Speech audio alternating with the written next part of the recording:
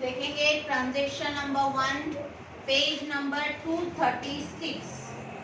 ठीक है, page number 236 पर हमको ऑल पार्टनर्स आर इंसॉल्वेंट का ट्रांजेक्शन दिया हुआ है, जिसमें सभी पार्टनर्स जो है वो इंसॉल्वेंट हो रहे। सभी पार्टनर्स इंसॉल्वेंट हो रहे मतलब कोई भी पार्टनर के पास अमाउंट अवेलेबल नहीं है। अमाउंट अवेलेबल नहीं है पार्टनर्स के पास, इसके लिए हमने लायबिलिटीज जो पेड करते हैं उसका भी सेपरेट अकाउंट मेंटेन की, क्योंकि हमारी फर्म में पैसा नहीं है।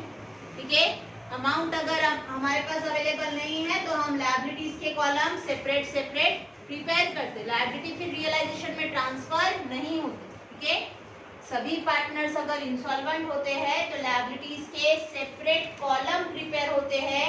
इसके अलावा एक और कॉलम प्रिपेयर होता है हमारा डेफिशिएंसी का। डेफिशिएंसी मतलब कितना हम नहीं दे पाए, बाहर वालों का पेमेंट कितना नहीं कर पाए या पार्टनर्स को हम कितना नहीं दे पाए, वो सभी का रिकॉर्ड होता है हमारा डेफिशिएंसी में। और डेफिशिएंसी अकाउंट जो है हमारा टैली होता है। मतलब डेफिशिएंसी अकाउंट हमारा क्लोज करने के टाइम पर यह अकाउंट हमारा टैली होना चाहिए। हमारे पास जितना भी अमाउंट रहता है वो हम पूरा पेड कर देते हैं। उसके बाद अगर हमारे पास अमाउंट अवेलेबल नहीं है तो पार्टनर्स जो है वो इंसॉल्वेंट हो गए, मतलब हम पार्टनर से पैसा मंगा भी नहीं सकते। कोई भी पार्टनर बिजनेस में पैसा लाकर नहीं दे रहा है, सभी पार्टनर्स इंसॉल्वेंट हुए। इसके लिए हमने लायबिलिटीज के सेपरेट कॉलम प्रिपेयर किए। ठीक है, लायबिलिटीज में दो लायबिलिटीज थी, एक क्रेडिटर्स और एक बैंक लोन। दो लायबिलिटीज थी, इसके लिए दोनों की भी कॉलम हमने प्रिपेयर की। देखेंगे transaction. The balance sheet of Rupali, Deepali and Metali, who are sharing profit and losses in the ratio of 2:2:1, was as follows. Balance sheet दे रहा है हमको लायबिलिटी साइड और असेट साइड। लायबिलिटीज में first item दे रहा है capital account. Capital है तो कैपिटल हम ट्रांसफर करेंगे पार्टनर्स के कैपिटल अकाउंट में। लायबिलिटी है तो लायबिलिटी का बैलेंस होता है क्रेडिट बैलेंस। हम भी बताएंगे पार्टनर्स कैपिटल अकाउंट की क्रेडिट साइड। यहाँ पर रूपाली और दीपाली का कैपिटल दे रहे हैं सिर्फ 60,000 और 40,000। तो by balance brought down. Rupali का कैपिटल दे रहे हैं 60,000 और दीपाली का कैपिटल दे रहा है 40,000। मिताली का कॉलम हम बताएंगे नीड।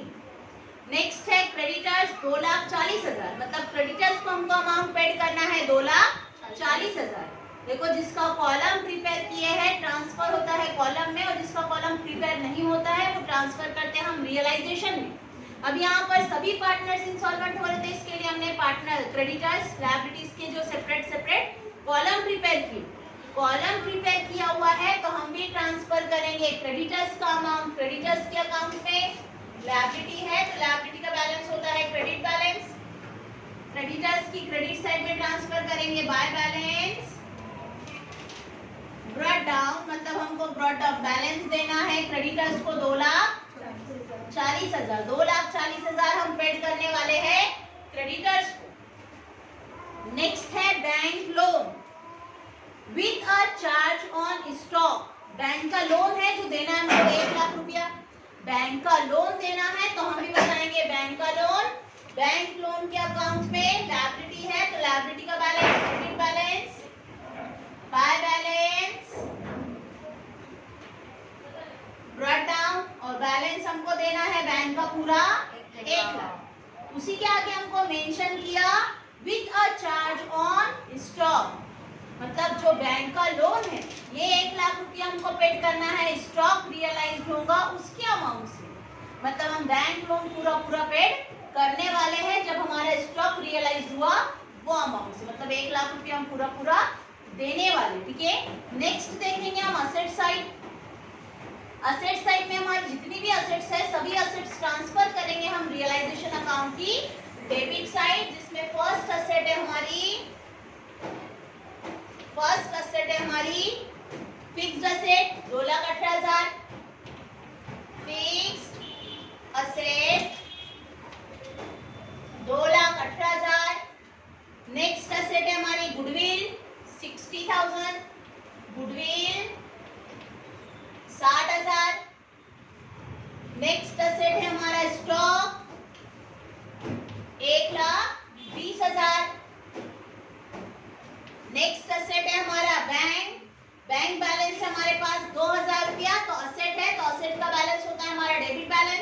हम भी बताएंगे बैंक अकाउंट की debit side to balance brought down. हमारे पास बैंक बैलेंस है 2000 रुपया। नेक्स्ट है कैपिटल। कैपिटल हमको दे रहा है मिताली का 40,000 रुपया, लेकिन असेट साइड में बैलेंस है। असेट साइड का बैलेंस मतलब हमारा डेबिट बैलेंस, और डेबिट बैलेंस हम भी बताएंगे मिताली के अकाउंट के debit side to balance brought down. Mitali के अकाउंट में अमाउंट बताएंगे हम 40,000, बाकी रूपाली और दीपाली का कॉलम नील। ये हुई हमारी बैलेंस शीट की पोस्टिंग। अब देखेंगे नेक्स्ट लाइन में हमको मेंशन कर रहा है हमारी adjustment. On the above date the firm was dissolved and assets realised as under. Assets हमारी रियलाइज्ड हो रही है, जिसमें फर्स्ट हमने fixed asset were sold for rupees 1,80,000। 1,80,000 के हमने फिक्स्ड असेट सेल किए। 1,80,000 के फिक्स्ड असेट सेल किए मतलब हमारे पास से असेट चली जा रही, असेट जा रही और हमको मिल रहा है कैश। ठीक है, and stock realised rupees 1,40,000 sorry 1,04,000 और स्टॉक रियलाइज्ड हुआ हमारा 1,40,000 से। तो हमारे पास 1,80,000 फिक्स्ड असेट की अमाउंट आई, 1,00,000 रुपया स्टॉक की अमाउंट आई, मतलब टोटल अमाउंट हमारे पास आ रही है 2,84,000। ठीक है, 2,84,000 से हमारी असेट्स रियलाइज्ड हुई, मतलब हमारे पास से असेट चली गई। असेट चली गई तो हमको मिलेगा कैश। कैश मिलेगा, हम बताएंगे हमारे पास पैसा आ रहा है बैंक से, बैंक अकाउंट को डेबिट देंगे, नाम लिखेंगे वहां पर रियलाइजेशन का, और अमाउंट आ रही है हमारे पास 2,84,000, जिसमें से 1,80,000 हमारे असेट की अमाउंट और 1,04,000 हमारे स्टॉक की अमाउंट। बैंक अकाउंट को डेबिट दिए, नाम रियलाइजेशन का लिखे। बैंक को डेबिट दिए, नाम रियलाइजेशन का लिखे, तो रियलाइजेशन के अकाउंट को क्रेडिट देंगे और वहां पर बताएंगे by bank account fixed asset 1,80,000 और स्टॉक 1,04,000 से आउटर में 2,84,000। ये भी हमारी असेट्स रियलाइज्ड किए।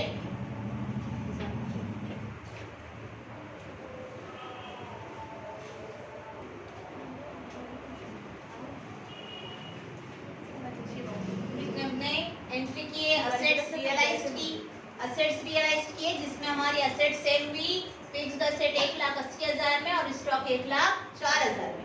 हमने बताया हमारे पास से असेट जा रही है और हमको मिल रहा है कैश। बैंक को रिसीवर है, बैंक को डेबिट दिए, नाम रियलाइजेशन का लिखे और रियलाइजेशन को क्रेडिट दिए, नाम लिखे वहां पर बैंक का। अब टोटल हमारे पास अमाउंट है देखो कैश का 2,86,000। ठीक है, 2,86,000 में से हमको देना है 2,40,000 का क्रेडिटर्स और 1 लाख का बैंक लोन। ये 2 लाख और ये 1 लाख हो जाता है हमारा 3,40,000।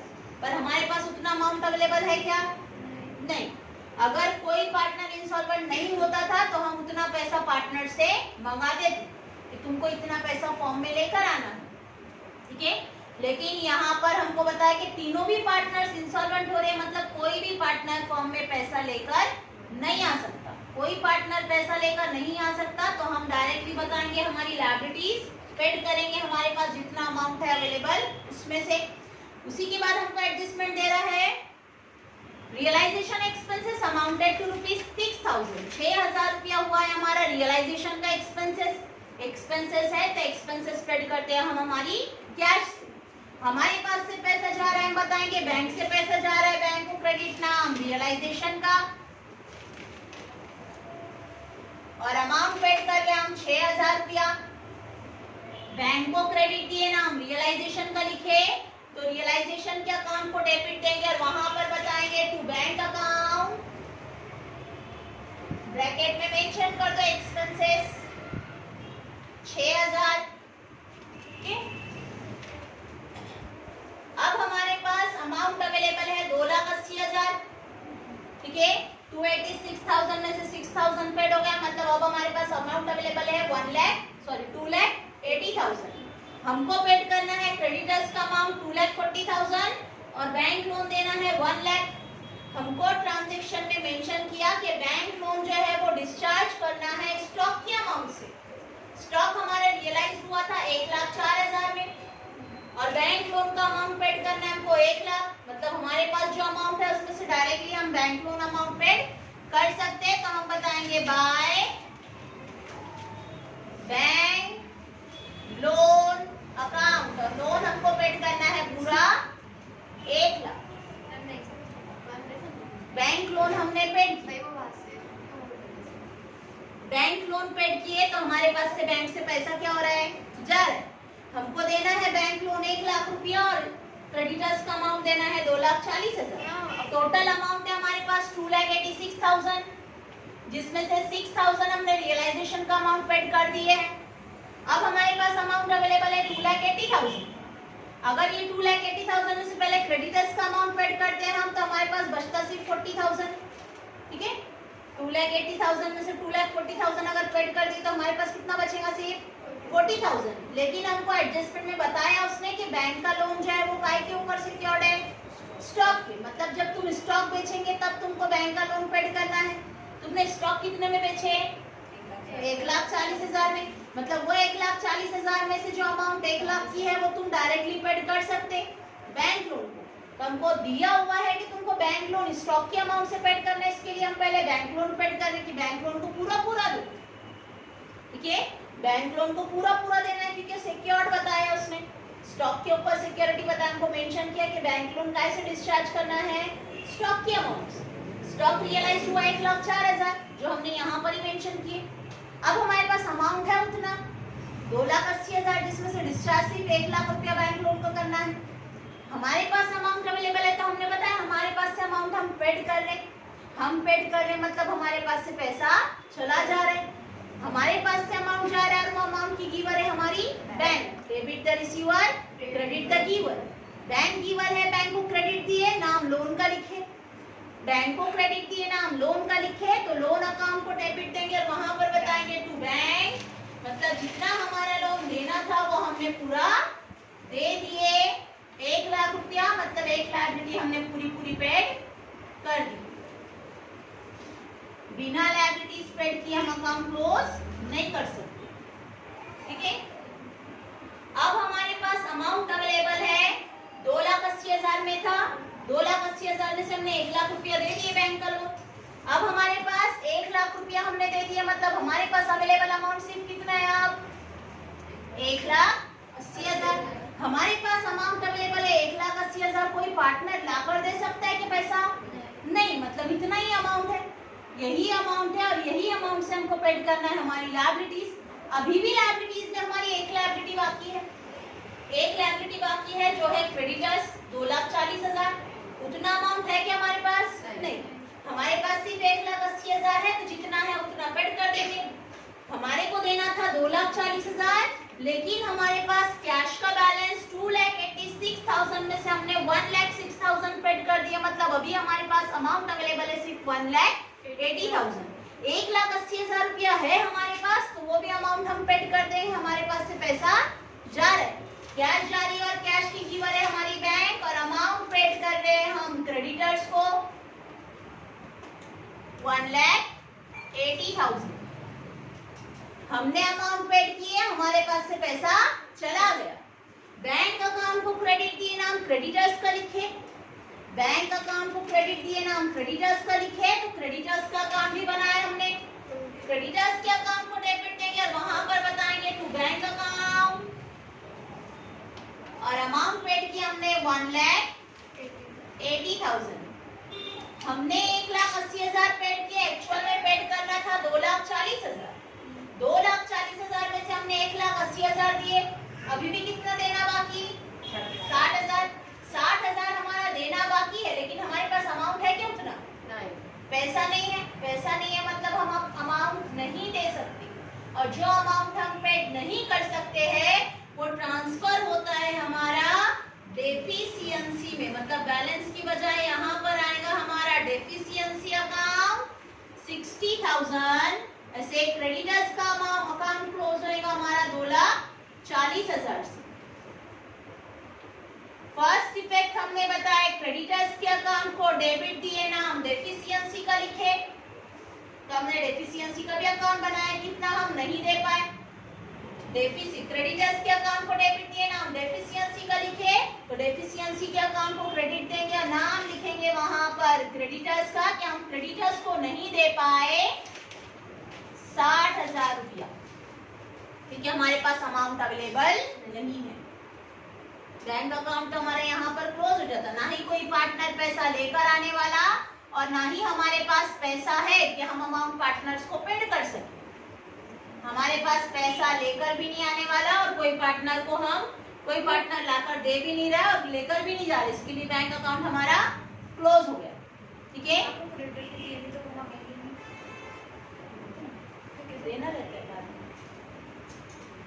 नेक्स्ट हम अकाउंट क्लोज करेंगे हमारा रियलाइजेशन अकाउंट। तो रियलाइजेशन अकाउंट की डेबिट साइड की टोटल और क्रेडिट साइड की टोटल देखो कितनी।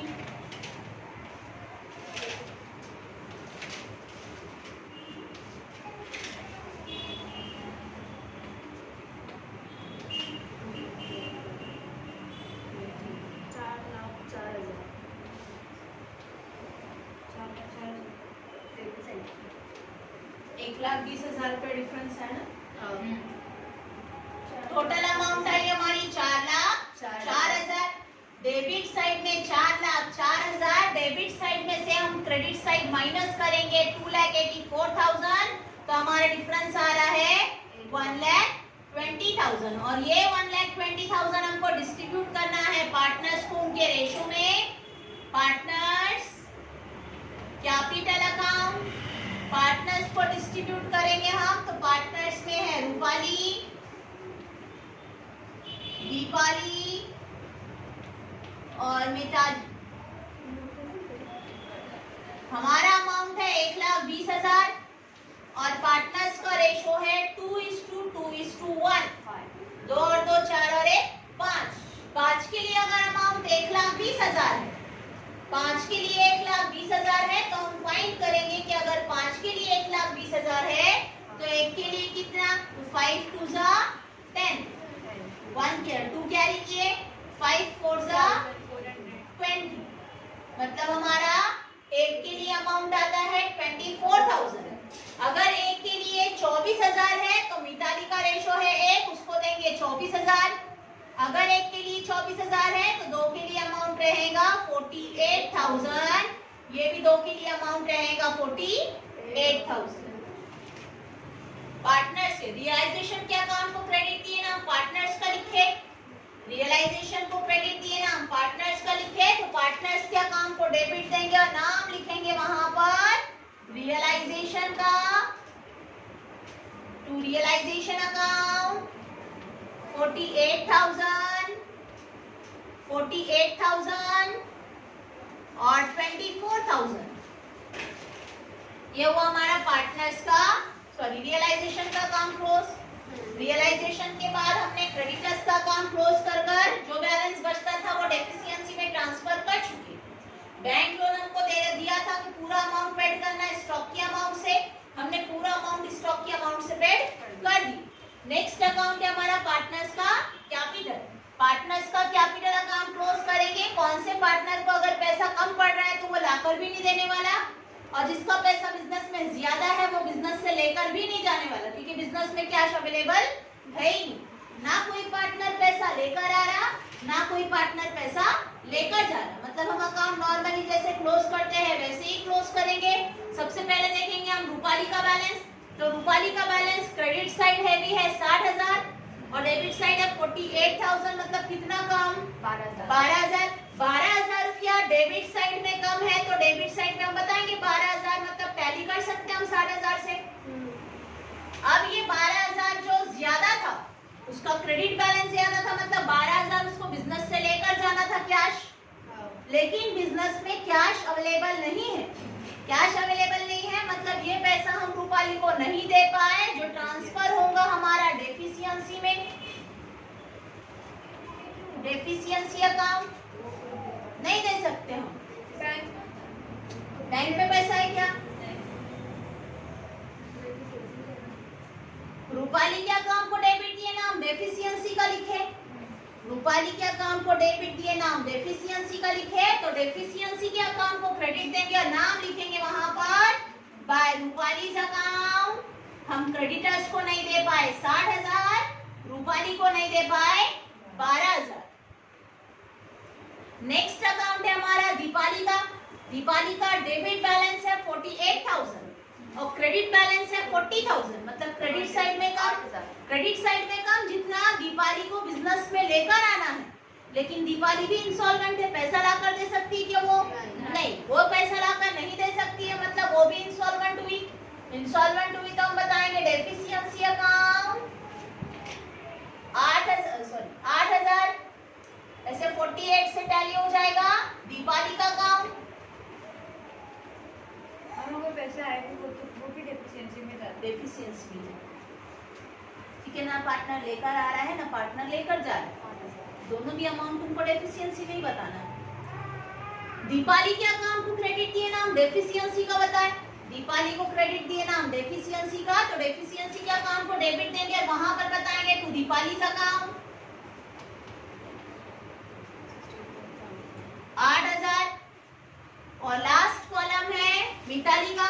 मिताली का डेबिट बैलेंस है 40,000 और 24,000, टोटल 64,000। क्रेडिट बैलेंस कुछ नहीं, क्रेडिट बैलेंस कुछ नहीं मतलब उसका डेफिशिएंसी हो गया 64,000 से टैली भी 64,000 से। मिताली के अकाउंट को क्रेडिट दिए, नाम डेफिशिएंसी का लिखा है 64,000 से। मिताली को क्रेडिट दिए, नाम डेफिशिएंसी का, तो डेफिशिएंसी के अकाउंट को डेबिट देंगे, वहां पर बताएंगे टू मिताली अकाउंट 64,000। अब हमारा डेफिशिएंसी अकाउंट हमको क्लोज करना है। कैश अकाउंट हमने बैंक अकाउंट पहले ही क्लोज कर चुके हैं। हमारे पास जितना पैसा था उतना हमने हमारी लायबिलिटीज पेड कर दिया, हमारे पास बैलेंस हो गया नील, कैश खत्म हो गई हमारे पास। अब जो बैलेंस था वो ट्रांसफर किया हमने डेफिशिएंसी अकाउंट में, तो तुम्हारा डेफिशिएंसी का अमाउंट जो है वो सेम आना चाहिए 8,000 प्लस 64,000, टोटल होता है 72,000।